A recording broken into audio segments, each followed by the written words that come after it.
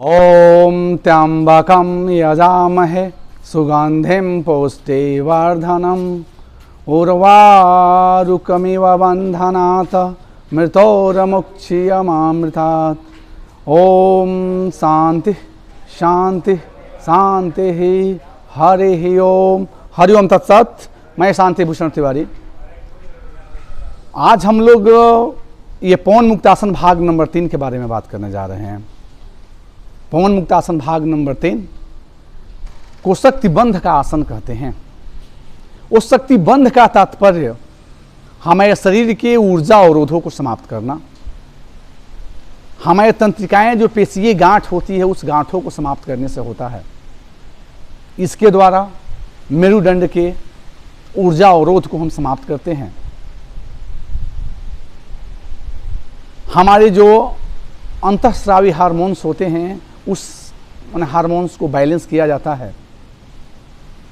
ये अभ्यास वयस्क लोगों के लिए काफ़ी उपयोगी होता है जिसकी प्राण शक्ति बिल्कुल ही क्षीण हो गई है और पीठ का लचीलापन समाप्त हो गया है। इन अभ्यास के द्वारा हम अपने पीठ को, अपने शरीर को बिल्कुल ही लचीला बनाते हैं। और ये जो अभ्यास होते हैं ये अभ्यास महिलाओं के लिए काफ़ी उपयोगी होता है। मासिक धर्म संबंधी कोई भी समस्या होती है उस समस्या का निदान इस अभ्यास के द्वारा संभव है। विशेष करके ये गर्भाधान के पश्चात ये अभ्यास काफ़ी उत्तम होते हैं। जो मांसपेशियां ढीली हो जाती है उस मांसपेशियों को सुदृढ़ एवं सुंदर बनाया जाता है। तो इसके अंदर 9 अभ्यास आते हैं। अगर एक जो आदमी स्वस्थ है इस अभ्यास को डायरेक्ट कर सकता है, बिना बॉडी को हिट किए हुए भी इस अभ्यास को किया जा सकता है। तो जो पहला इसमें अभ्यास होता है वो अभ्यास रज्जुकर्षण का अभ्यास होता है, रस्सी को खींचना। इसमें हम करते क्या है, अपने पैरों को फैलाते हैं, दोनों पैर को बिल्कुल सीधा रखते हैं। हमारा हाथ जो होता है ये दोनों घुटने पे। इसमें रज्जुकर्षण का मतलब होता है, रज्जु का मतलब होता है रस्सी को खींचना। हम कैसे रस्सी को खींचते हैं, तो इसमें सबसे पहले दाहिना हाथ को ऊपर करते हैं, जितना संभव ऊपर ले जा सकते हैं बिल्कुल सीधे में करते हैं। ऐसा अनुभव करते हैं कि ऊपर हम रस्सी को पकड़ लिए हैं, ऊपर की ओर श्वास लेते हैं, नीचे की ओर श्वास छोड़ते हुए नीचे की ओर ले आते हैं। आप हाथ ऊपर जाता है, अपने आंखों से हाथ को देखते हैं, जैसे लगता है कि हम रस्सी पकड़ लिए, श्वास को छोड़ते हुए डाउन। आप रस्सी पकड़ के श्वास को छोड़ते हुए डाउन। दाहिने हाथ से 10 टाइम्स, फिर ये प्रक्रिया बाएं हाथ से करते हैं। आप लंबा श्वास लेते हुए श्वास को छोड़ते हुए डाउन, आप श्वास को छोड़ते हुए डाउन। दोनों हाथ को एक साथ भी अल्टरनेट कर सकते हैं। आप डाउन, आप डाउन। इसमें आँख का भी अभ्यास होता है। जैसे हमारा हाथ ऊपर जाता है, हमारी गर्दन सामने रहती है, सिर्फ आँख ऊपर की ओर जाती है, और जैसे जैसे हाथ नीचे आता है आँख नीचे की ओर आती है। आँख का भी इसमें अभ्यास हम करते हैं। तो इसमें जो हमारा स्कंध होता है वो ग्रीवा होता है। इसकी जो मांसपेशियाँ होती है इस मांसपेशियों को लचीलापन और हम सुडौल बनाते हैं। जो हमारा ये चेस्ट होता है, ये चेस्ट की जो मांसपेशियाँ होती है इसे मजबूत बनाते हैं, इसे सुंदर बनाते हैं, इसे लचीलापन बनाते हैं। तो ये स्कंध भाग का जो हमारा ये जो शोल्डर होता है इसके पीछे वाली मांसपेशियाँ होती है इसको सुदृढ़ बनाना, इसे मजबूत बनाना इस अभ्यास के द्वारा संभव है। अगला जो अभ्यास होता है, अगला अभ्यास होता है आपका गत्यात्मक मेरु वक्रासन। ये गत्यात्मक मतलब कि इसे हम फास्टली कर सकते हैं। तो पहले इस अभ्यास को हम बिल्कुल स्लोली करते हैं। मैक्सिमम दोनों पैरों को जितना होता है हम फैलाते हैं।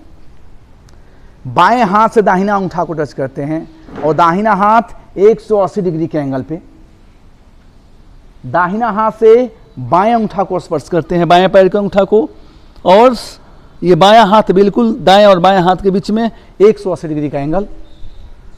पहले इस अभ्यास को हम आहिस्ता आहिस्ता करते हैं। इसके बाद इस अभ्यास को फास्टली हम ले सकते हैं। बीच में श्वास लेना, दाएं बाएं श्वास को छोड़ना। इसके द्वारा जो हमारा मेरुदंड होता है, मेरुदंड लचीला बनता है, हमारी पीठ की जो स्टिफ्ट हो जाती है, पीठ का जो सक्रियता होता है वो अगर लचीलापन समाप्त हो जाता है तो पीठ हमारी लचीला बनती है। और साइड का जो हमारा जो फैट है, इस फैट को इस अभ्यास के द्वारा कम किया जाता है। वजन को कम करने के लिए इस अभ्यास को भी अपनाया जाता है। गतात्मक मेरु वक्रासन के द्वारा वजन को हम कम करते हैं। तो इस अभ्यास में एक अभ्यास जो आगे चलते हैं वो अभ्यास, और एक बात जिसको पीठ में समस्या होती है, पीठ में प्रॉब्लम वाले को विशेष अगर समस्या हो तो गत्यात्मक मेरु वक्रासन का अभ्यास हम नहीं करते हैं। अगला अभ्यास होता है चक्की चलासन। पहले समय में जो महिलाएं जो अपने घर में जांत जो पीसती थी, तो उसका भी एक हमारे योग के अंदर वो प्रावधान है जिसमें उदर क्षेत्र का मालिश माने होता है, और जो गर्भाधान के पश्चात इस अभ्यास को करना काफ़ी श्रेयस्कर होता है। इसमें करते क्या है, दोनों पैरों को फैलाओ, 1 से 1.5 फीट तक दोनों पैरों को फैला होता है। अपने हाथों को लॉक करते हैं, बिल्कुल हाथ लॉक। इसमें पीछे की ओर हम श्वास लेते हैं, आगे की ओर श्वास छोड़ते हुए कोशिश करते हैं कि हमारा हाथ दोनों घुटने के ऊपर से होकर के निकले। पीछे की ओर श्वास लेते हुए, आगे की ओर श्वास को छोड़ते हुए हाथ को बिल्कुल सीधा रखते हैं, बिल्कुल हाथ को सीधा रखते हैं। 10 टाइम्स एंटी क्लॉकवाइज और 10 टाइम्स क्लॉकवाइज का अभ्यास। क्लॉकवाइज और एंटी क्लॉकवाइज का यह प्रक्रिया बिल्कुल पीछे की ओर जितना हम जा सकते हैं उतना पीछे की ओर अपने आप को लेकर के चलते हैं। ये जो 3 अभ्यास होते हैं, इस अभ्यास के द्वारा भी मोटापा को दूर करने में काफ़ी हेल्प मिलता है। इसके द्वारा भी मोटापा दूर होता है। ये साइड वाली चर्बी कटती है, उदर भाग का मालिश होता है, और महिलाओं के लिए मासिक चक्र में आने वाली जो भी समस्याएं होती है उस समस्याओं का निदान होता है। अगले वीडियो में जो 5 अभ्यास या 6 अभ्यास है उसे हम बताएंगे, और इस अभ्यास को अपना करके अपने शरीर में ऊर्जा और रोधों को समाप्त किया जा सकता है। हरिओम तत्सत, हरिओम तत्सत, हरिओम तत्सत।